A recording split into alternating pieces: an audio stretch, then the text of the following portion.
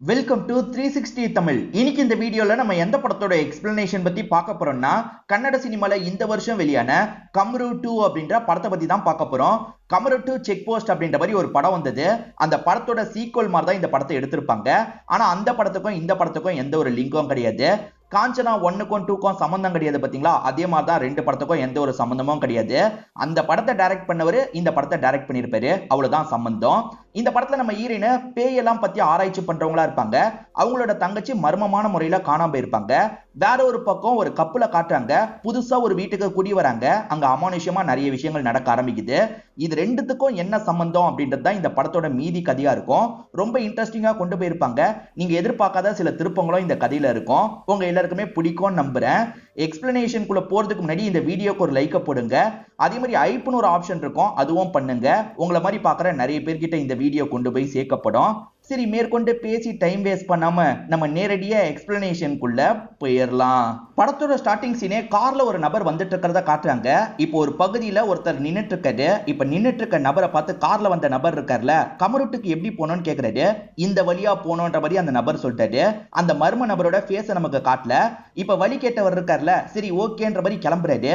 இவர் கிளம்பும் போது பார்த்தா அந்த மர்ம நபர் மறைஞ்சு போயிடுறாரு. கமரு 2 அப்படின்ற ஒரு வழியா தான் இவங்க போயிட்டு இருக்க மாதிரி நமக்கு காட்டுறாங்க. இது எல்லாமே சாந்தின்னு ஒருத்தங்களுக்கு கனவா வருது. சட்டுன்னு கனவுல இருந்து முடிக்கிறாங்க. அப்படி முடிச்சவங்க தங்கச்சி போட்டோவை பாக்குறாங்க. இவங்க தங்கச்சி பேரு பிரியா அப்படின்றது. பிரியாக்கு என்னாச்சுன்னு தெரியல, மிஸ்ஸிங்கா இருக்காங்க போல. பிரியாவை நினைச்சு இவங்களும் யோசிச்சு பார்த்து லைட்டா ஃபீல் பண்ணிட்டு இருக்காங்க.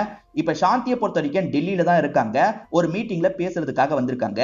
பேயை பத்திலாம் ஆராய்ச்சி செய்வாங்கல்ல, அந்த வேலையை தான் சாந்தி பண்ணிட்டு இருக்காங்க. கௌரவ் அப்படின்ற ஒரு நபரை பத்தி தான் இங்க லெக்சர் மாதிரி எடுத்துட்டு இருக்காங்க. அவருமே பேயை பத்தி ஆராய்ச்சி செய்யறவரா இருப்பாரு. நிறைய விஷயங்களை கண்டுலாம் முடிச்சிருப்பாரு. திடீர்னு பார்த்தா மர்மமான முறையில அவர் காணாம போயிருப்பாரு. இறந்து போயிட்டாரா என்னன்னு கூட தெரியல. இத பத்திலாம் சொல்றாங்க. இப்போ ஒருத்தர் இவங்களுக்கு நன்றி சொல்றதுக்காக வந்திருக்காரு. இவரோட பொண்ணுக்கு பேயெல்லாம் பிடிச்சிருக்கும். சாந்தி தான் அந்த இடத்துக்கு வந்திருப்பாங்க. அந்த பேய் கிட்ட கம்யூனிகேட் பண்ணிருப்பாங்க. ஒரு ஸ்டேஜ்ல பொண்ணோட உடம்ப விட்டு அந்த பேயை போக வச்சிருப்பாங்க. என் பொண்ணு கிடைச்சதுக்கு மேடம் தான் காரணம் அப்படின்ற மாதிரி நன்றிலாம் சொல்லிட்டு இருக்காரு. இதை கேட்டுட்டு இருக்க எல்லாருமே சாந்திக்கு கிளாப்லாம் தட்டிட்டு இருக்காங்க. சாந்திக்கும் கொஞ்சம் சந்தோஷமா இருக்கு. இங்க இருந்து கிளம்புறாங்க. இப்ப ரீசெண்டா கல்யாணம் ஆன ஒரு கப்பலை நமக்கு காட்டுறாங்க. ஹஸ்பண்ட் பேரு மகேஷ், ஒய்ஃபோட பேரு பிரீத்தி அப்படின்றது. ஆக்சுவலா அப்பா கூட சாப்பிடுறதுக்காக இவங்க உட்கார்ந்துட்டு இருக்காங்க. நீ சொல்லுன்ற மாதிரி ஹஸ்பண்ட் சொல்றாரு. இல்ல இல்ல நீங்க சொல்லுங்கன்ற மாதிரி இவங்க சொல்றாங்க. ஆக மொத்தத்துல ரெண்டு பேருமே யார் சொல்றதுன்னு யோசிச்சுட்டு இருக்காங்க. அப்ப அம்மா இந்த இடத்துக்கு வந்துடுறாங்க. பையன் உங்ககிட்ட ஏதோ சொல்லணுமாங்க, என்னென்ன பேசுங்க அப்படின்ற மாதிரி சொல்றாங்க. என்ன விஷயம்ன்ற மாதிரி அப்பாவே கேட்கிறாரு. இப்ப பையனும் சொல்ல ஆரம்பிக்கிறாரு. ஆக்சுவலா இவரை பொறுத்த வரைக்கும் ஆயுர்வேதிக் டாக்டரா இருப்பாரு. அப்பா, காட்டு பகுதிக்கு போய் நான் கொஞ்சம் ஆராய்ச்சி எல்லாம் பண்ணணும்னு நினைக்கிறேன்ப்பா. அந்த மாதிரி நான் ட்ரிப்பு போக போறேன், ஒய்ஃபையும் கூட்டு போக போறேன்ற மாதிரி சொல்லிட்டாரு. அதுக்கு அம்மா இருக்காங்கல்ல, தனியா டைமை ஸ்பெண்ட் பண்ணணும்னு நினைக்கிறாங்க, அதுக்கு தான் இந்த பிட்டை போட்டுட்டு இருக்கான்ற மாதிரி சொல்றாங்க. அப்பாவும் லைட்டா ஸ்மைல் பண்றாரு. அப்பா இருக்காருல, 6 மாசத்துக்கு முன்னாடி ஒரு ப்ராப்பர்ட்டி வாங்கியிருப்பாரு. கமரு 2 அப்படின்ற ஒரு பகுதியில தான் அந்த ப்ராப்பர்ட்டியை வாங்கியிருப்பாரு. அங்க தேவான்னு ஒரு ஒர்க்கர் இருக்கான். அந்த ஒர்க்கர் தான் அந்த இடத்தை மேனேஜ் பண்ணிட்டு இருக்கான். நீங்க வேணா அந்த இடத்துக்கு போங்களேன், பக்கத்துல காட்டு பகுதியெல்லாம் இருக்கு, உங்களுக்கும் கரெக்டா இருக்கும்ன்ற மாதிரி அப்பா சொல்றாரு. இவங்களுமே ஏத்துக்கிறாங்க. கிளம்பி அந்த இடத்துக்கு வந்துட்டு இருக்காங்க. இததான் ஸ்டார்டிங்கே நமக்கு காமிச்சிருப்பாங்க. இவருமே கமருட்டுக்கு எந்த வழியா போகணும்னு கேக்குறாரு. அந்த மர்ம நபரை இந்த வழியா தான் போகணும்ன்ற மாதிரி இடத்தை காமிக்கிறாரு. இவங்க அந்த வழியா வந்துட்டு இருக்கும் போது திடீர்னு ஒருத்தர் பயந்த மாதிரி எந்திரிக்கிறாரு. பார்த்து பார்த்து நான் இங்கதான் படுத்துட்டு இருக்கேன்ற மாதிரி சொல்றாரு. தேவான்னு ஒருத்தர் வீட்டை பார்த்து பாருன்னு சொன்னாங்க பாத்தீங்களா, அவர் தான் வாசல்ல படுத்துட்டு இருக்காரு. படுக்கிறதுக்கு உனக்கு இடமே கிடைக்கலையா, இங்கதான் படுப்பியா அப்படின்ற மாதிரிலாம் இவர் கேட்கிறாரு. சார் வாங்க சார், இதுதான் வீடுன்ற மாதிரி அவர் வீடை காட்டுறாரு. ரொம்ப பெரிய வீடா இருக்கு. பார்த்துக்கிட்டே இவங்க உள்ள போறாங்க. விடிஞ்சதுக்கு அப்புறமும் ரெண்டு பேர் தூங்கிக்கிட்டே இருக்காங்க. இப்ப ஹஸ்பண்ட் இருக்காருல, நீ எந்திரிச்சு போய் காஃபி போடுன்னு சொல்றாரு. இல்ல இல்ல நீங்க போய் போடுங்கன்ற மாதிரி ஒய்ஃப் சொல்றாங்க. இந்த மாதிரி ஒரு ஒய்ஃப் பக்கத்துல இருக்கும்போது யாருக்கு எந்திரிக்க தோணுன்ற மாதிரி இவர் கிண்டலா பேசிட்டு இருக்காரு. இப்படியே ஐஸ் வைங்கன்ற மாதிரி ஒய்ஃபும் கிண்டல் பண்றாங்க. நானே எந்திரிச்சு போய் காஃபி போடுறேன் அப்படின்ற மாதிரி எந்திரிக்க ஆரம்பிக்கிறாங்க. அப்படி எந்திரிச்சவங்க என்ன பண்றாங்கன்னா, இவருக்கு ஒரு முத்தம் கொடுத்துட்டு இங்க இருந்து கிளம்புறாங்க. காஃபி எல்லாம் போட்டு தந்துடுறாங்க. அதே மாதிரி குளிச்சு முடிச்சுட்டு இந்த இடத்துக்கு வந்துடுறாங்க. ஹஸ்பண்ட் இருக்காருல, பக்கத்துல வந்து ரொமான்ஸ் எல்லாம் பண்றாரு. ஹனிமூன் மாதிரி தான் இவங்க கொண்டாடுறதுக்காக இந்த பகுதிக்கு வந்திருப்பாங்க. இவங்க ரொமான்ஸ் எல்லாம் பண்ணிட்டு இருக்காங்கல்ல, இதை ஒரு சாங் மாதிரி நமக்கு காட்டுறாங்க. ஆக்சுவலா மகேஷை பொறுத்த வரைக்கும் காட்டு பகுதிக்கு எல்லாம் போனோம்னு நினைக்கிறாரு. இந்த ஊரை பத்தி இங்க இருக்க தேவாக்கு நல்லா தெரியும்ல, பக்கத்துல காட்டு பகுதி இருக்குல்ல, அந்த இடத்துக்கு என் கூட நீ வரியான்ற மாதிரி கேக்குறாரு. கண்டிப்பா வரேன்ற மாதிரி அவருமே ஏத்துக்கிறாரு. நீ பத்திரமா வீட்டுல இரு, நாங்க போயிட்டு வந்துடுறோம் அப்படின்ற மாதிரி இவங்களுமே இங்க இருந்து கிளம்ப ஆரம்பிக்கிறாங்க. இப்ப காட்டு பகுதியில நடந்து வந்துட்டு இருக்காங்க. ஒரு பாறை கிட்ட நடந்து வரும்போது ஏடகூடமா இவருமே ஸ்கிட்டாய் கீழே விழுந்துடுறாரு. கீழே விழுந்ததுல அந்த பாறை இருக்குல்ல, லைட்டா கிழிச்சிரும். ஐயோ பார்த்து பார்த்துன்ற மாதிரிலாம் தேவா சொல்லிட்டு இருக்காரு. இப்ப உட்கார வச்சு மருந்தெல்லாம் போட்டு விட்டுட்டு இருக்காரு. என் ஒய்ஃப் கிட்ட இந்த விஷயத்த சொல்லாத, ரொம்ப ஃபீல் பண்ணுவா அப்படின்ற மாதிரி ஹஸ்பண்ட் சொல்றாரு. நான் சொல்ல மாட்டேன் அப்படின்ற மாதிரி தேவாவும் சொல்றாரு. இவங்க 2 பேர் வந்து 2 மணி நேரத்துக்கு மேல இருக்கும். ஒய்ஃபுக்கு கால் பண்ணா என்ன அப்படின்ற மாதிரி இவருமே டெய்லாம் பண்ண ஆரம்பிக்கிறாரு. இப்ப ஒய்ஃப் வேலை பார்த்துட்டு இருக்கும்போது போன் கால் வருது. இப்ப எடுக்கிறதுக்காக வராங்க. எடுத்து பேசும்போது தான் மாமனார் மாமியார் தான் கால் பண்ணிருக்காங்கன்னு தெரிய வருது. என்னம்மா எப்படி இருக்குன்ற மாதிரி மாமனார் கேக்குறாரு. சூப்பரா இருக்கு மாமா அப்படின்ற மாதிரிலாம் இவங்க சொல்லிட்டு இருக்காங்க. இப்ப அம்மாவும் மகேஷ் எங்கன்ற மாதிரிலாம் கேக்குறாங்க. அவர் காட்டு பகுதிக்கு சுத்தி பார்க்கிறதுக்காக போயிருக்காரு அப்படின்ற மாதிரிலாம் சொல்றாங்க. சரி ஓகேமா பாத்து இருன்ற மாதிரி காலை கட் பண்ணிடுறாங்க. ஆக்சுவலா இவர் டெய்ல் பண்ண மாதிரி காமிச்சாங்கல்ல, இங்க சுத்தமா டவர் இருக்காது, அதனால காலே பண்ண முடியல. இத பத்திலாம் தேவா கிட்ட சொல்றாரு. இங்கெல்லாம் அப்படிதான் சார் அப்படின்ற மாதிரி தேவாவும் சொல்றாரு. இந்த கப்பலையும் உங்களோட போட்டோவை எடுத்துட்டு வந்திருப்பாங்கல்ல, அந்த போட்டோ திடீர்னு பட்டுன்னு கீழே விழுது. அதாவது கொஞ்சம் சாஞ்ச மாதிரி விழுது. என்ன சவுண்டுன்ற மாதிரி இவங்களும் செக் பண்றதுக்காக வராங்க. போட்டோ சாஞ்சிருக்கு. அந்த சமயம் யாரோ ஜன்னல் வழியா இவங்களை பார்த்துட்டு இருக்கிறது தெரியுது. இவங்க பாக்குறாங்கன்னு தெரிஞ்சோன்னா அந்த நபர் அங்க இருந்து வேகமா ஓடுறாரு. யார் இது அப்படின்ற மாதிரிலாம் பயப்படுறாங்க. கதவை சாத்திக்கிறது நல்லது அப்படின்ற மாதிரி வேகமா கதவை சாத்திக்கிறாங்க. கதவை சாத்தினதுக்கு அப்புறம் வீட்டுக்குள்ள அமானுஷ்யமா சில விஷயங்கள் நடக்குது. அதாவது யாரோ கிராஸ் பண்ணி போன மாதிரிலாம் இருக்கு. யாரு கிராஸ் பண்ணி போனான்னு பயந்துட்டு இருக்காங்க. இப்ப சாந்தியை நமக்கு காட்டுறாங்க. சாந்தி ஒரு புக்கு படிச்சுட்டு இருக்கும் போது இந்த இடத்துல அமானுஷ்யமா நடக்குது. பேயெல்லாம் இவங்க நல்லா ஃபீல் பண்ணுவாங்க. பேய் தான் வந்திருக்குன்றது இவங்களுக்கு தெரியுது. யாரு யாருன்ற மாதிரிலாம் கேக்குறாங்க. அப்ப அங்க இருக்க தங்கச்சியோட போட்டோ சாஞ்ச மாதிரி விழுது. அப்ப வந்திருக்கிறது தங்கச்சியோட பேயான்ற மாதிரி இவங்க யோசிக்கிறாங்க. தங்கச்சி மிஸ்ஸிங்னு தானே நினைச்சோம், இறந்து போயிட்டாளா அப்படின்ற மாதிரிலாம் பயப்படுறாங்க. இந்த பக்கம் பிரீத்தி பயங்கரமா பயந்துட்டு இருக்காங்கல்ல, அப்பன்னு பார்த்து யாரோ கதவை தட்டுறாங்க. ஹஸ்பண்ட் தான் கதவை தட்டுறாரா அப்படின்ற மாதிரி பயந்துகிட்டே கதவை திறக்கிறாங்க. ஹஸ்பண்ட் தான் வந்திருப்பாரு. இவங்களுமே சட்டுன்னு கட்டி பிடிச்சிடுறாங்க. என்னாச்சுன்னு கேக்குறாரு. ஒன்னும் இல்லைன்ற மாதிரிலாம் சொல்றாங்க. இப்ப சாப்பாடுலாம் இவருக்கு பரிமாறிட்டு இருக்காங்க. சாப்பிட வந்து இவர் இருக்காருல, என்ன வந்ததுல இருந்து பாக்குறேன் நீ கொஞ்சம் அப்செட்டா இருக்க, என்னாச்சு அப்படின்ற மாதிரிலாம் கேக்குறாரு. இல்லங்க யாரோ எட்டி பார்த்துட்டு ஓடின மாதிரி இருந்தது அப்படின்ற மாதிரி சொல்லிட்டாங்க. யாராவது வேலை கேட்டு வந்திருப்பாங்க, நீ பார்த்தோன்னா சட்டுன்னு பயத்துல ஓடி இருப்பாங்களா இருக்கும் அப்படின்ற மாதிரிலாம் இவர் சொல்றாரு. இவருக்குமே யாரு ஓடி இருப்பா அப்படின்ற மாதிரிலாம் தோண ஆரம்பிக்குது. யாரு வீட்டுக்கு வந்திருப்பா அப்படின்ற மாதிரிலாம் இந்த இடத்துல யோசிக்கிறாரு. இப்ப சாந்தி தூங்கிட்டு இருக்கும் போது ஒரு கனவு வரத நமக்கு காட்டுறாங்க. அந்த மர்ம நபர் கண்ணுக்கு தெரியறாரு. இதை தாண்டி தங்கச்சி பிரியா இருக்காங்கல்ல, அக்கா காப்பாத்துக்கா, அக்கா என்ன காப்பாத்துக்கா அப்படின்ற மாதிரி சொல்ற மாதிரி தோணுது. சட்டுன்னு இவங்க தூக்கத்துல இருந்து கண் முழிச்சிடுறாங்க. தங்கச்சிக்கு ஏதோ ஆபத்து நடந்திருக்கு, தங்கச்சி இப்ப உயிரோட இருக்க வாய்ப்பு இல்ல, நம்ம அந்த இடத்துக்கு விசாரிக்க போனோன்ற மாதிரி யோசிக்கிறாங்க. தங்கச்சி கடைசியா பெங்களூர்ல தான் படிச்சிருப்பாங்க. அந்த இடத்துக்கு கிளம்புறதுக்கான ஏற்பாடை இவங்க பண்றாங்க. இப்ப பிரீத்திக்கு சவுண்ட் கேக்குது. என்ன ஏதுன்னு செக் பண்றதுக்காக வராங்க. அந்த இடத்துல எதுவுமே இருக்கிற மாதிரி இல்ல. சரி முகத்தை கழுவலான்ற மாதிரி இவங்களுமே முகத்தெல்லாம் கழுவிட்டு இருக்காங்க. அப்போ ஒரு உருவம் இருக்கு பாத்தீங்களா, சட்டுன்னு இவங்களோட தலையை பிடிச்சு அமுக்கிட்டு இருக்கு. இது எல்லாமே உங்களுக்கு வந்த கனவா இருக்கும். சட்டுன்னு கனவுல இருந்து இவங்களுமே முழிச்சிடுறாங்க. என்ன இப்படிலாம் கனவு வருது அப்படின்ற மாதிரி பயந்துட்டு இருக்காங்க. இப்ப தண்ணி தாகம் எடுக்குது. தண்ணி குடிக்கிறதுக்காக கிச்சன் கிட்ட வராங்க. அப்ப திரும்பி ஒரு சவுண்ட் கேக்குது. என்ன சவுண்டுன்னு செக் பண்றதுக்காக வராங்க. அங்க இருக்க சேர் இருக்குல்ல, ஆட்டோமேட்டிக்கா ஆடிட்டு இருக்கு. இன்னும் ஆட்டோமேட்டிக்கா ஆடிட்டு இருக்குன்ற மாதிரி இவங்க பயந்துட்டு இருக்காங்க. அப்ப ஹஸ்பண்ட் இந்த இடத்துக்கு வந்துடுறாரு. என்ன இங்க பண்ணிட்டு இருக்கன்ற மாதிரி கேக்குறாரு. இல்லங்க சேர் ஆட்டோமேட்டிக்கா ஆடிச்சுன்ற மாதிரி சொல்லிட்டாங்க. காத்து காடி இருக்கும், வந்து படுன்ற மாதிரி சொல்லிட்டாரு. இவங்களுமே பயந்துகிட்டே படுக்கிறதுக்காக போயிட்டு இருக்காங்க. ஒய்ஃப் எந்திரிக்கிறதுக்கு லேட் ஆயிருக்கும். ஹஸ்பண்டே காஃபி எல்லாம் போட்டு தந்துடுறாரு. நீ சீக்கிரமா ரெடியாவு, வெளியே போலான்னு சொல்லிட்டாரு. ஒய்ஃபும் 5 நிமிஷத்துல ரெடி ஆயிடுறேன்ற மாதிரி கிளம்புறாங்க. இப்ப ரெடியானவங்க இந்த இடத்த சுத்தி பார்க்கறதுக்காக வந்துடுறாங்க. இதெல்லாம் ஒரு சாங் மாதிரி நமக்கு காட்டுறாங்க. இப்ப சுத்தி பார்த்து முடிச்சவங்க திரும்பி வீட்டுக்கு வந்துட்டு இருக்காங்க. அப்படி வர வழியில குறுக்க திடீர்னு ஒரு சின்ன பொண்ணு வந்துடுறா. இடிச்சுமா இடிக்கலையான்ற மாதிரி இவர் பயந்துகிட்டே காரை விட்டு இறங்கி செக் பண்றதுக்காக வராரு. நல்ல வேலையா காரை நிறுத்திருப்பாரு. அந்த பொண்ணுக்கு எதுவும் ஆகல. யாருமா நீ, எப்படிமா ரோட்டுக்கு வந்தன்ற மாதிரிலாம் கேக்குறாரு. அப்போ ஊர்க்காரங்களாம் இந்த இடத்துக்கு வந்துடுறாங்க. சரி இந்த பொண்ணுக்கு யாருமே இல்ல சார், இந்த பொண்ணு அனாதை அப்படின்ற மாதிரி சொல்றாங்க. இந்த பொண்ணோட அப்பா இருக்காருல, ஏகப்பட்ட கடன்லாம் வாங்கி இறந்து போயிருப்பாரு. ஒய்ஃப் அந்த கடனை அடைக்க வேண்டிய நிலைமைக்கு தள்ளப்பட்டிருப்பாங்க. அடைக்க முடியாம அவங்களுமே தூக்கு மாட்டி இறந்து போயிருப்பாங்க. அப்பத்துல இருந்து இந்த பொண்ணு அனாதையா மாறிட்டா, நாங்க முடிஞ்ச அளவுக்கு சாப்பாடுலாம் தருவோம், மத்தபடி எங்களால பாத்துக்கலாம் முடியலன்ற மாதிரி சொல்லிட்டு இருக்காங்க. இதை கேட்கிற இவங்களுக்கு கஷ்டமா இருக்கு. நாங்க வேணா இந்த குழந்தையை எங்க கூடயே வச்சுக்கிறதுக்காக கூட்டு போவான்ற மாதிரி கேக்குறாங்க. சந்தோஷமா கூட்டு போங்க அப்படின்ற மாதிரி அங்க இருக்கவங்க சொல்றாங்க. சரி நம்மளே இந்த குழந்தைய வளர்க்கலான்ற மாதிரி இவங்களும் கூட்டு வந்துடுறாங்க. தங்கச்சி காலேஜ் முடிச்சுட்டு கிளம்புறன்ற மாதிரி அக்கா கிட்ட சொல்லியிருப்பாங்க. ஆனா வீட்டுக்கு வரவே இல்ல. எதனாலன்றதை இவங்க விசாரிக்கிறாங்க. அவங்க இந்த நாள் கிளம்பிட்டாங்க மேடம், சிசிடிவி ஃபுட்டேஜ் வேணா காட்டுறன்ற மாதிரி அந்த காலேஜ் பிரின்சிபல் சொல்லிட்டு இருக்காரு. இப்ப போலீஸ் கிட்ட வந்து இவங்க விசாரணை பண்றாங்க.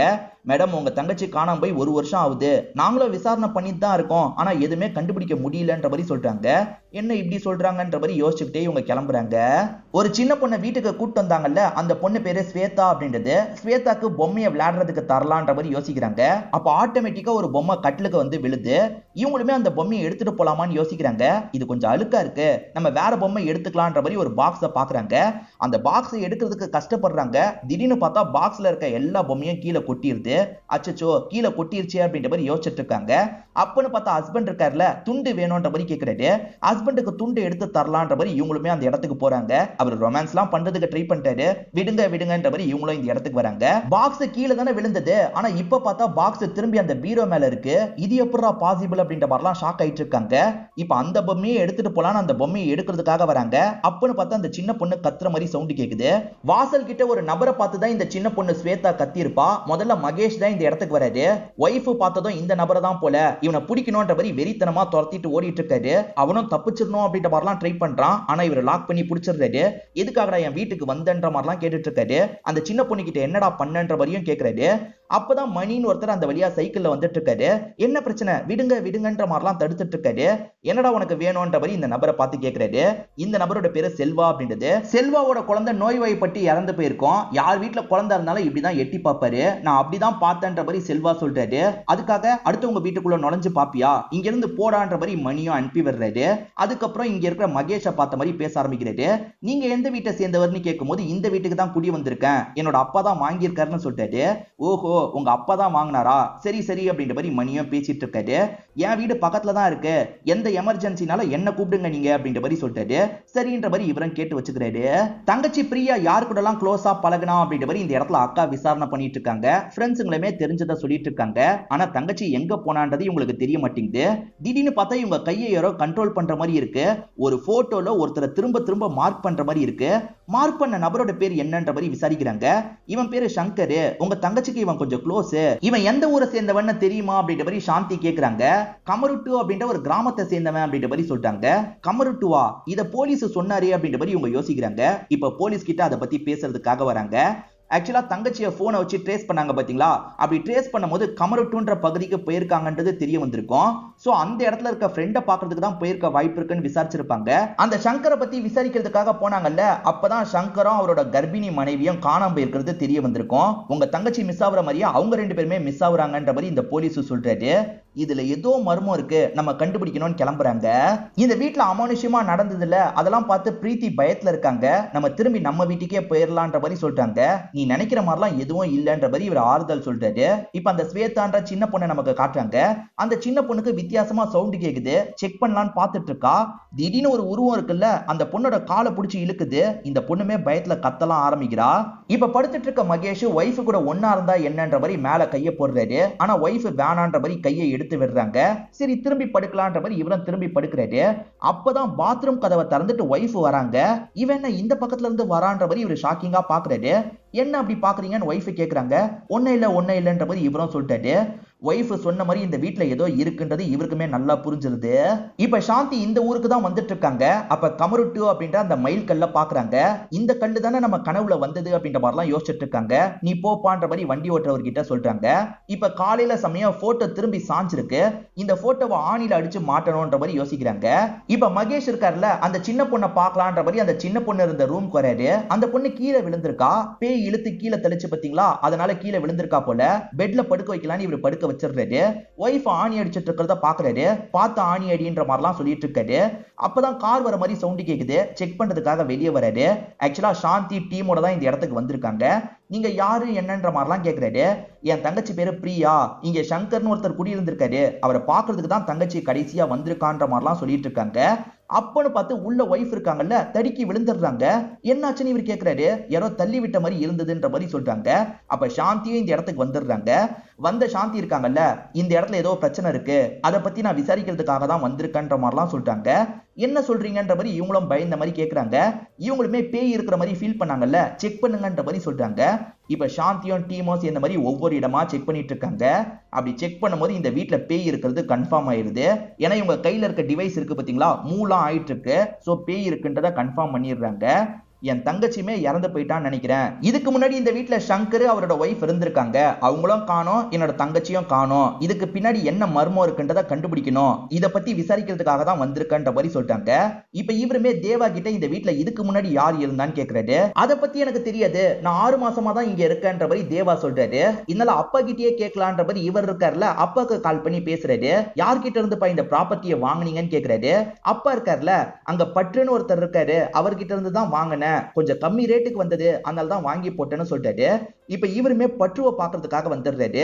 அவரை பொறுத்த வரைக்கும் கொஞ்சம் பூசாரி மாதிரி வேலை பார்க்கிறவரா இருப்பாரு. எதுக்காக அந்த வீட்டை வித்தீங்கன்னு கேக்குறாரு. இவருமே சொல்ல ஆரம்பிக்கிறாரு. இவருக்கு 2 ஒய்ஃப் இருப்பாங்க. மூத்த ஒய்ஃபோட பையன் பேர் தான் சங்கரா இருக்கும். அவரோட படிப்புக்காக இவர் நிறைய கடன்லாம் வாங்கியிருப்பாரு. ஒன்ஸ் பையன் திடீர்னு காணாம போனதுக்கு அப்புறம் அப்பாக்கு என்ன பண்றதுன்னு தெரியல, இந்த இடத்தை வித்து கடன்லாம் அடைக்கலான்ற மாதிரி தான் கடன்லாம் அடைச்சிருப்பாரு. இப்போ வரைக்கும் என் பையனுக்கு என்னாச்சுன்னே தெரியலன்ற மாதிரிலாம் புலம்பிட்டு இருக்காரு. அவனோட ஒய்ஃப் அப்ப கர்ப்பிணியா வேற இருந்தா, அவளுமே மிஸ் ஆயிட்டா அப்படின்ற மாதிரிலாம் இவர் சொல்லிட்டு இருக்காரு. அப்பதான் இந்த இடத்துக்கு மணி வராது. ஏற்கனவே மகேஷ் கிட்ட பேசினார்ல, அந்த மணி தான் இந்த இடத்துக்கு வராது. அந்த மணி யாருன்னு பாத்தீங்கன்னா இந்த பட்டரோட 2வது பையனா இருப்பாரு. என்ன விஷயம்ன்ற மாதிரிலாம் கேக்குறாரு. இவரும் சும்மா தான் பேசினன்ற மாதிரி இங்க இருந்து கிளம்ப ஆரம்பிச்சிடுறாரு. இப்ப கூட்டத்துல சங்கர் உட்காந்துட்டு இருக்க மாதிரி அப்பாக்கு தெரியுது. சங்கர் வந்துட்டான் போல அப்படின்ற மாதிரி அப்பா சொல்லிட்டாரு. 1 வருஷத்துக்கு முன்னாடி காணாம போனவன் எப்படிப்பா வருவான், நீங்க சும்மா இருங்கப்பா, அங்க சங்கர்லாம் உட்காந்து இல்ல அப்படின்ற மாதிரி மணியுமே சொல்றாரு. மகேஷ் பட்டர் கிட்ட பேசினார் பாத்தீங்களா, அத பத்திலாம் சாந்தி கிட்ட சொல்லிட்டு இருக்காரு. அப்ப திடீர்னு காஃபி கப்பு உடையுது. திரும்பி பார்த்தா அங்க ஒருத்தன் கண்ணை வச்சு ஷூட் பண்ணிருக்கான்னு தெரிய வருது. அவன் யாரு என்னன்னு தெரியல, இவர் பிடிக்கணும்ன்ற மாதிரி துரத்திட்டு ஓடிட்டு இருக்காரு. இப்ப காட்டு பகுதிக்கு வந்துடுறாரு. திடீர்னு பார்த்தா அந்த இடத்துல ஒரு 3-4 பேர் சேர்ந்த மாதிரி ஹீரோவை அடிக்கிறதுக்காக வராங்க. மாஸ்க் போட்டிருக்கிறதுனால யாருன்றது தெரியல. எப்படியாவது இவங்களை லாக் பண்ணி பிடிக்கணும்ன்ற மாதிரிலாம் இவர் ட்ரை பண்ணிட்டாரு. ஆனா அவங்க என்ன பண்றாங்கன்னா, இவர் கண்ணுல மண்ணெல்லாம் தூவிடுறாங்க. இவர் கண்ணெல்லாம் தொடச்சிட்டு பாக்குறதுக்குள்ள இந்த இடத்தை விட்டு தப்பிச்சிடுறாங்க. யார் இவனுங்க, எதுக்காக இந்த மாதிரி பண்ணணும் அப்படின்ற மாதிரிலாம் இவர் யோசிச்சுட்டு இருக்காரு. அப்ப சாந்தி இருக்காங்கல்ல, நம்ம பேய் கிட்ட கம்யூனிகேட் பண்ணி பாப்போம்ன்ற மாதிரி சொல்லிட்டாங்க. எல்லாருமே ஏத்துக்கிறாங்க. இப்ப நைட்டு நேரம் இவங்களுமே பேய் கிட்ட கம்யூனிகேட் பண்ற மாதிரி ஏற்பாடுலாம் பண்ணிருக்காங்க. ஒரு ஸ்டேஜ்ல பேயும் பேச ஆரம்பிக்குது. பேசுறது சங்கர் அப்படின்றது உங்களுக்கு புரிஞ்சிருது. சங்கர், உனக்கு என்ன வேணும்ன்ற மாதிரி கேக்குறாங்க. இது என் வீடு, இங்க இருந்து போயிடுங்கன்ற மாதிரி இந்த சின்ன பொண்ணு சொல்றா. சங்கர் தான் உடம்புல பூந்து பேசுறாரு அப்படின்றது புரிய வருது. இதை தாண்டி ஒரு விஷயத்தையும் இந்த சாந்தி கண்டுபிடிக்கிறாங்க. அது என்னன்னா, இந்த பொண்ணோட அம்மாவும் இந்த இடத்துல தான் இருக்காங்க. பொண்ணு பேய் பிடியில இருக்கிறத நினைச்சு ஃபீல் பண்ணிட்டு இருக்காங்க அப்படின்ற மாதிரிலாம் சொல்றாங்க. அதாவது சங்கரும் சங்கரோட ஒய்ஃபும் தான் இந்த பொண்ணை கண்ட்ரோல் பண்ணிட்டு இருக்காங்கன்னு தெரியுது. எதுக்காகன்றது உங்களுக்கு புரிய மாட்டேங்குது. சங்கர் எப்படி இறந்து போனாரு, தங்கச்சிக்கு என்ன ஆச்சு அப்படின்றத இவங்க தெரிஞ்சுக்கணும்னு யோசிக்கிறாங்க. பேசி பாக்குறாங்க. ஆனா இந்த பேய் இருக்கு பாத்தீங்களா, அந்த விஷயத்த சொல்லவே மாட்டேங்குது. மறுநாள் மகேஷ் வெளியே வந்துட்டு இருக்கும் போது ஒரு இடத்துல கூட்டமா இருக்கு. என்ன ஏதுன்னு செக் பண்றதுக்காக அந்த இடத்துக்கு வராரு. பட்டரும் ஒய்ஃபும் பயங்கரமா ஃபீல் பண்ணிட்டு இருக்காங்க. அவங்களோட பையனான மணி இருக்காருல, மரத்துல தான் தூக்குல தொங்கி இருக்காரு. பையன் எதுக்காக இந்த மாதிரி ஒரு முடிவை எடுத்தான்ற மாதிரி பட்டரும் செகண்ட் ஒய்ஃபும் ஃபீல் பண்ணிட்டு இருக்காங்க. என்ன திடீர்னு இந்த மணி இறந்து போயிருக்கான் அப்படின்ற மாதிரி இவருமே யோசிக்கிறாரு. இங்க இருந்து கிளம்ப ஆரம்பிக்கிறாரு. இவர் கிளம்பி வந்துட்டு இருக்கும் போது ஒரு இடத்துல கார் ரிப்பேர் ஆயிருது. அப்போ ஒரு மிருகம் இருக்கு பாத்தீங்களா, இவரை எங்கேயோ கூட்டு போகுது. இந்த மிருகம் எங்க கூட்டு போகுது அப்படின்ற மாதிரி இவர் ஃபாலோ பண்ணி வந்துட்டு இருக்காரு. அங்க பார்த்தா ஒரு குருஜி பூஜை மாதிரிலாம் பண்ணிட்டு இருக்காரு. நீ வருவன்றது எனக்கு தெரியும்ன்ற மாதிரி அந்த குருஜி சொல்றாரு. நான் வருவன்றது உங்களுக்கு எப்படி தெரியும்ன்ற மாதிரிலாம் இவரும் கேட்கிறாரு. ஏன்னா உனக்கு நிறைய ஆபத்து வரப்போகுது, நீ சீக்கிரமா இந்த ப்ராப்ளத்தை சால்வ் பண்ணும். முதல்ல அந்த பட்டர் ஃபேமிலியில இருக்க எல்லாருமே சாவாங்க, அதுக்கப்புறம் உன் ஃபேமிலியில இருக்க எல்லாருமே சாவாங்கன்ற மாதிரி சொல்லிட்டாரு. இது சாவாங்களா, நான் என்ன பண்றது அப்படின்ற மாதிரிலாம் கேட்கிறாரு. முதல்ல எல்லா கேள்விக்கான பதிலையும் கண்டுபிடி, பதில கண்டுபிடிச்சிட்டனா ப்ராப்ளம்லாம் சால்வ் ஆயிடும் அப்படின்ற மாதிரி இந்த குருஜி சொல்றாரு. இந்த குருஜி சொன்ன எல்லா விஷயத்தையும் இவர் சாந்தி கிட்ட சொல்லிட்டு இருக்காரு. சாந்தியும் இந்த விஷயத்தெல்லாம் நம்புறாங்க. தேவைப்பட்டா அந்த குருஜியை கூட மீட் பண்ணலான்ற மாதிரி யோசிக்கிறாங்க. இப்ப இவங்க ஒரு கான்செப்ட சொல்றாங்க. அதாவது அதோட பேரு ஆஸ்ட்ரோ அப்படின்ற மாதிரி சொல்றாங்க. இந்த இடத்துக்கு டைம் டிராவல் பண்ணி வரலான்ற மாதிரி சொல்றாங்க. அது எப்படி பாசிபிள்னு கேக்குறாரு. நம்மளோட மைண்ட் மட்டும் இந்த இடத்துக்கு வரும், நம்ம பாடி இங்கேயே தான் இருக்கும். என்ன, நம்ம மைண்ட் அங்கேயே மாட்டிக்கிட்டா நம்ம திரும்பி வரவே முடியாது, நம்ம கோமாக்கு போயிடுவோன்ற மாதிரிலாம் சொல்றாங்க. நீ அதை ட்ரை பண்றியான்னு கேக்குறாங்க. ப்ராப்ளத்தை சால்வ் பண்றதுக்காக நான் ட்ரை பண்றேன்ற மாதிரி இவர் சொல்றாரு. ஆனா இதை கவனிச்சிட்டு இருக்க ஒய்ஃப் இருக்காங்கல்ல, ரிஸ்க் வேணான்ற மாதிரி சொல்றாங்க. இந்த குழந்தைக்கு ப்ராப்ளம் வரதுக்குள்ள நம்ம ஏதாவது பண்ணணும், அதுக்காக இந்த ரிஸ்க் நான் எடுக்கிறேன்ற மாதிரிலாம் சொல்றாரு. ஒரு ஸ்டேஜ்ல ஒய்ஃபுமே சரின்ற மாதிரி ஏத்துக்கிறாங்க. இப்ப சாந்தி இருக்காங்கல்ல, ஒரு விஷயத்தை இவரை பார்த்துக்கிட்டே இருக்க சொல்றாங்க. இவரும் பார்த்துக்கிட்டே இருக்காரு. இப்ப திடீர்னு இவர் கண்முழிக்கிறாரு. பார்த்தா இவர் பாஸ்டுக்கு வந்துடுறாரு. அதாவது இந்த வீட்டுக்கு சில மாசங்களுக்கு முன்னாடி இவர் வந்துடுற மாதிரி நமக்கு காட்டுறாங்க. வீட்டுக்குள்ள போய் பார்க்கலான்ற மாதிரி கதவை திறந்து உள்ள வராரு. அப்ப ரெண்டு பேய் இருக்கு பாத்தீங்களா, இவர் அட்டாக் பண்ற மாதிரிலாம் வந்துட்டு இருக்கு. இவர் பயத்துல கத்திட்டு இருக்காரு. பிரசன்ட்லயே இவர் பயத்துல என்னென்னமோ பண்ணிட்டு இருக்காரு. கண்ட்ரோல் பண்ணு இல்லனா பிரச்சனை அப்படின்ற மாதிரிலாம் இவங்க பக்கத்துல இருந்து சொல்லிட்டு இருக்காங்க. இவரும் ஓரளவுக்கு கண்ட்ரோல் பண்ணிடுறாரு. அங்கிருந்து வேற ஒரு இடத்துக்கு கிளம்பிட்டு இருக்காரு. அப்படி கிளம்பி போயிட்டு இருக்கும்போது பேய் இருக்குல்ல, இவரோட கழுத்தை நெரிச்சிட்டு இருக்கு. இவரால சுத்தமா முடிய மாட்டேங்குது. இவருமே சட்டுன்னு கண்ணை திறந்து வெளியே வந்துடுறாரு. என்னால முடியல அப்படின்ற மாதிரிலாம் சொல்றாரு. பரவாயில்ல விடு அப்படின்ற மாதிரி சாந்தியும் சொல்லிட்டு இருக்காங்க.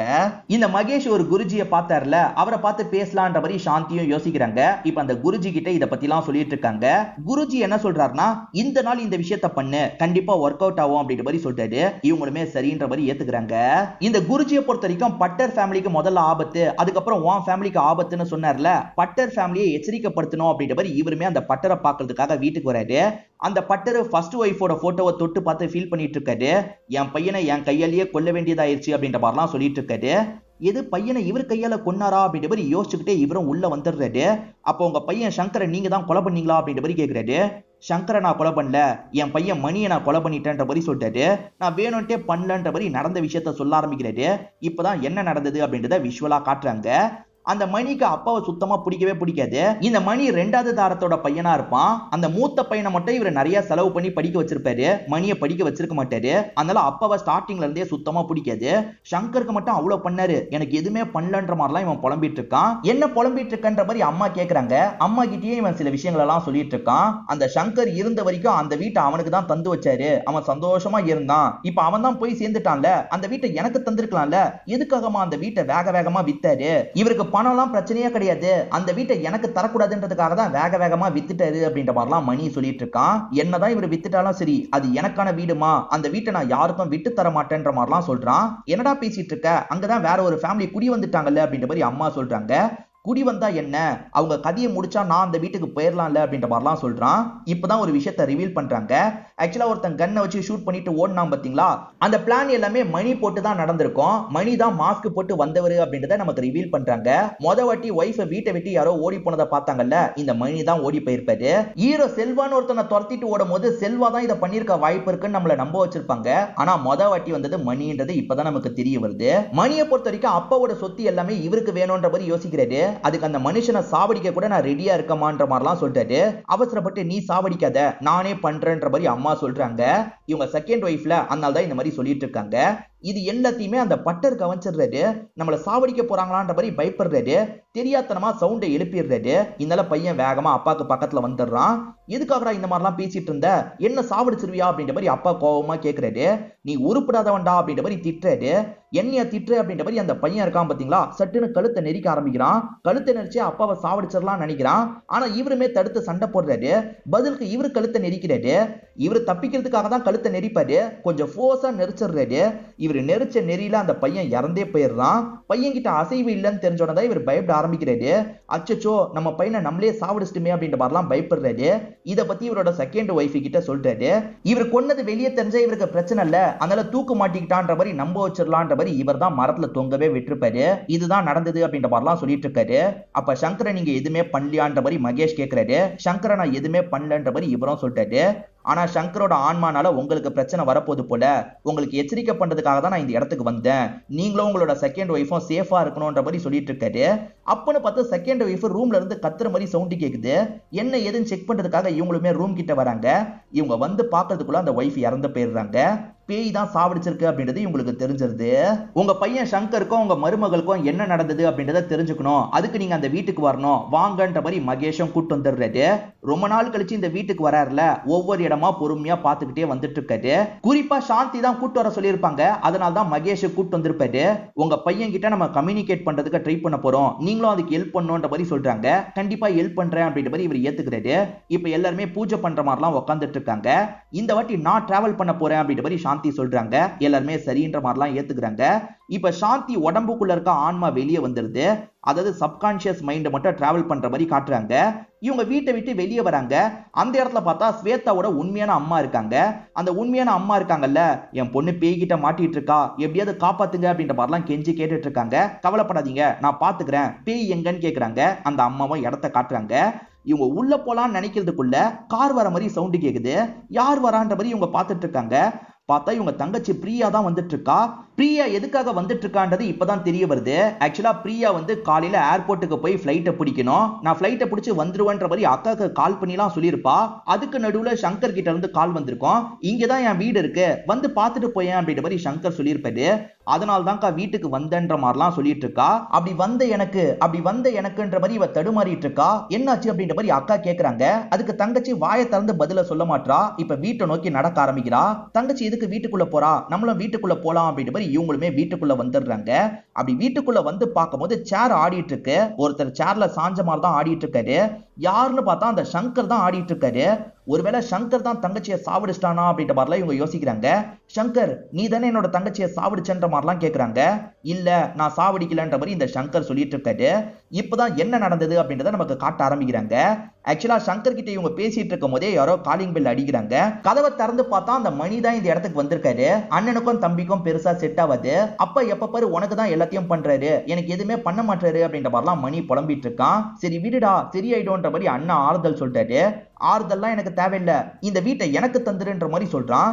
இந்த வீட்டை தரது எனக்கு பிரச்சனை இல்லடா, இது என்னோட அம்மா வாழ்ந்த வீடு, அதனால தான் யோசிக்கிறேன், என்னால தர முடியாதுன்ற மாதிரி சங்கர் மறுக்கிறாரு. அதெல்லாம் தெரியாது, எனக்கு இந்த வீடு வேணும்ன்ற மாதிரி மணி சொல்றான். இது ரிலேட்டடா இவங்க ரெண்டு பேருக்குள்ள ஆர்குமெண்ட்லாம் வருது. அந்த ஆர்குமெண்ட் போக போக சண்டையா மாறுது. ஏன்னா இந்த மணி இருக்கான்ல சங்கரோட அம்மாவை பத்தி தப்பாலாம் பேச ஆரம்பிச்சிடறான். இதனால தான் ரெண்டு பேருமே மாத்தி மாத்தி சண்டைலாம் போட ஆரம்பிக்கிறாங்க. இந்த சமயம் சங்கரோட ஒய்ஃப் இருக்காங்கல்ல நிறைய மாத கர்ப்பிணியா இருப்பாங்க. என்னாச்சு ஏதாச்சுன்னு பாக்குறதுக்காக வெளியே வந்துட்டு இருக்காங்க. தடுக்கிறதுக்கு ட்ரை பண்றாங்க. ஆனா இந்த இடத்துல அந்த தம்பி மணி இருக்கான் பாத்தீங்களா, ரெண்டு பேரையும் ஒரு ராடை வச்சு அடி அடின்னு அடிக்கிறான். ரெண்டு பேரோட கதையை முடிச்சிடறான். அப்பனை பத்தி யாரோ காலிங் பெல் அடிக்கிறாங்க. யாரா இருக்கும்ன்ற மாதிரி இவன் பயப்படுறான். இப்ப பொறுமையா கதவை திறந்து இவன் ஒளிஞ்சுக்கிறான். அந்த சமயம் தான் தங்கச்சி பிரியா இருக்காங்கல்ல சங்கரை பாக்குறதுக்காக வீட்டுக்கு வந்திருப்பாங்க. இவ யாருன்ற மாதிரிலாம் மணி யோசிச்சுட்டு இருக்கான். இப்ப சட்டுன்னு இவங்க பார்த்தோன்னா பயந்து ஓட பாக்குறாங்க. ஆனா இவன் லாக் பண்ணிடுறான். உன்னை யாரு தேவையில்லாம இந்த இடத்துக்கு வர சொன்னது அப்படின்ற மாதிரி மணி இருக்கான் பாத்தீங்களா, கொடூரமா அடிச்சு இவங்களோட கதையை முடிச்சிடறான். அதுக்கப்புறம் இவங்க மூணு பேரோட பாடி கடைசி வரைக்கும் யாருக்குமே கிடைக்க கூடாது, நம்ம ஒளிச்சு வச்சிடலான்ற மாதிரி ஒரு பெரிய பாக்ஸ்ல இவங்களோட பாடியை போட்டுறான். நாத்தம் வராம இருக்கிறதுக்கு ஒரு மூலிகையை பயன்படுத்துவாங்க போல. அந்த மூலிகையை போட்டு இவனுமே அந்த பாக்ஸை மூடி வச்சிடறான். இப்ப பிரசன்ட்ல வந்து ஒரு நூல் கண்டு இருக்கு பாத்தீங்களா, அப்படியே உருண்டு ஒரு இடத்துக்கு ஓடிட்டு இருக்கு. அந்த இடத்துல ஸ்வேதான்ற பொண்ணு நின்னுட்டு இருக்கா. பக்கத்துல பார்த்தா சங்கரோட ஒய்ஃப் இருக்காங்க. அவங்க நிறை மாத கர்ப்பிணியா தான் பேயாவும் இருக்காங்க. ஸ்வேதாவை அவங்க கூடயே வச்சுக்கணும்னு யோசிக்கிறாங்க. ஆனா இதெல்லாம் கவனிச்சிட்டு இருக்க நம்ம சாந்தி இருக்காங்கல்ல, இல்ல அந்த பொண்ணை விட்டுரு, உனக்கு நடந்தது மோசமான விஷயம் தான், ஆனா அந்த பொண்ணை விட்டுன்ற மாதிரிலாம் கேட்கறாங்க. விட முடியாதுன்ற மாதிரி சங்கர் அட்டாக் பண்றதுக்காகலாம் வந்துட்டு இருக்காரு. சங்கர் அட்டாக் பண்ணிட்டு இருக்கும் போது கரெக்டா தங்கச்சி இந்த இடத்துக்கு வந்துடுறாங்க. தங்கச்சி அந்த ரெண்டு பேய்களுக்கு எதிராக சண்டைலாம் போட்டுட்டு இருக்காங்க. என் அக்காவை விடுங்கன்ற மாதிரிலாம் சொல்றாங்க. அக்கா சீக்கிரமா ஏதாவது பண்ணுக்கா, உனக்கு ஏதாவது ஆயிட போகுதுன்ற மாதிரிலாம் பிரியா சொல்றாங்க. இப்ப அக்கா இருக்காங்கல்ல, அந்த பெட்டி எங்க இருக்குன்றத கண்டுபிடிச்சிருப்பாங்க. அந்த பெட்டியை உடனே அந்த சாமியார் கிட்ட கொண்டு போனோன்ற மாதிரிலாம் யோசிக்கிறாங்க. என் பொண்ணை மட்டும் எப்படியாவது காப்பாத்துங்க அப்படின்ற மாதிரி பொண்ணோட அம்மாவும் கேட்கறாங்க. நான் பாத்துக்கிறேன்ற மாதிரி இவங்க அந்த பேய் கிட்ட சொல்றாங்க. இப்ப பாக்ஸ் எங்க இருக்குன்னு தெரிஞ்சிருச்சுல, இவங்களுமே பாக்ஸ் எடுத்துட்டு வேகமா கிளம்ப ஆரம்பிக்கிறாங்க. அந்த குருஜி இவங்களுக்காக தான் அந்த இடத்துல வெயிட் பண்ணிட்டு இருக்காரு. பாடியை எரிச்சிட்டா பேய் போயிட்டோம்னு சொல்லுவாங்கல்ல, அதுக்கான பூஜை தான் இந்த இடத்துல நடந்துட்டு இருக்கு. இப்ப பாடியை எரிக்கிறதுக்கான எல்லா ஏற்பாடையும் பண்ணிடுறாங்க. நீங்க தான் கொல்லி வைக்கணும் அப்படின்ற மாதிரி பட்டர் கிட்ட சொல்றாங்க. பட்டரும் சரின்ற மாதிரி ஏத்துக்கிறாரு. இப்ப பட்டர் சோகமா கொல்லி வைக்கிறதுக்காக வராரு. அப்பன்னு பார்த்தா அந்த பேய் இருக்கு பாத்தீங்களா, திரும்பி இங்க இருக்க ஆளுங்களை எல்லாம் அட்டாக் பண்ணுது. அந்த பேய்க்கு இங்க இருந்து போறதுல விருப்பம் கிடையாது. எப்படியாவது இதை ஸ்டாப் பண்ணோம் அப்படின்ற மாதிரி என்னென்னமோ பண்ணிட்டு இருக்கு. அதை மீறிய இவங்க இருக்காங்கல்ல, ஒரு ஸ்டேஜ்ல அந்த இடத்துல நெருப்ப வச்சிடுறாங்க. நெருப்ப வச்சதுக்கு அப்புறம் அந்த பேய்ங்களால எதுவுமே பண்ண முடியல. இப்ப பேய்ங்க இந்த இடத்துல பயங்கரமா கஷ்டப்படுது. ஒரு ஸ்டேஜ்ல பேய்ங்க ரெண்டு பேருமே இங்க இருந்து மறைஞ்சு போற மாதிரி நமக்கு காட்டுறாங்க. இதுக்கப்புறம் பிரச்சனை இல்லைன்ற மாதிரி நமக்கு காட்டுறாங்க. அதே சமயம் மகேஷ் இருக்காருல, அப்பாக்கு கால் பண்ணி பேசுறாரு. அப்பா நாங்க இங்க இருந்து கிளம்புறோம்ப்பா, காலையில அந்த இடத்துக்கு ரீச் பண்ணிடுவோம் அப்படின்ற மாதிரிலாம் சொல்லிட்டாரு. நைட்டு நேரம் வரீங்க பார்த்து வாங்கன்ற மாதிரி அப்பாவும் சொல்லிட்டாரு. ஊர் எல்லையில ஒரு மர்ம நபர் இருக்கிற மாதிரி நமக்கு காட்டுவாங்க பாத்தீங்களா, அந்த நபர் இப்ப இல்லன்ற மாதிரி காட்டுறாங்க. இவங்க கார் கிளம்பி போனதுக்கு அப்புறம் அந்த நபர் இந்த இடத்துல தெரிய ஆரம்பிக்கிறாரு. இந்த நபருக்கு பின்னாடி ஏதோ ஒரு மர்மம் இருக்குன்ற மாதிரி நம்மளை யோசிக்க வைக்கிறாங்க. என்ன மர்மம்ன்றது தெரியல. இவங்க ரெண்டு பேர் கார்ல வளைஞ்சு போயிட்டு இருக்காங்கல்ல, அந்த வளைவெல்லாம் சேர்ந்த மாதிரி 3 அப்படின்ற மாதிரி ஒரு எழுத்து உருவாகுது. தேர்ட் பார்ட்ல இந்த விஷயம் கண்டினியூ ஆகும்ன்ற மாதிரி காமிச்சு நமக்கு படத்தோட கதையை முடிச்சிடுறாங்க. கண்டிப்பா இந்த படம் உங்க எல்லாருக்குமே பிடிச்சிருக்கும் நம்புறேன். இந்த வீடியோ உங்களுக்கு பிடிச்சிருந்ததுன்னா லைக் பண்ணுங்க, கமெண்ட் பண்ணுங்க, மறக்காம 360 தமிழ் சேனலை சப்ஸ்கிரைப் பண்ணுங்க. தொடர்ச்சியா இந்த மாதிரி வீடியோக்கள் வந்துகிட்டே தான் இருக்கும்.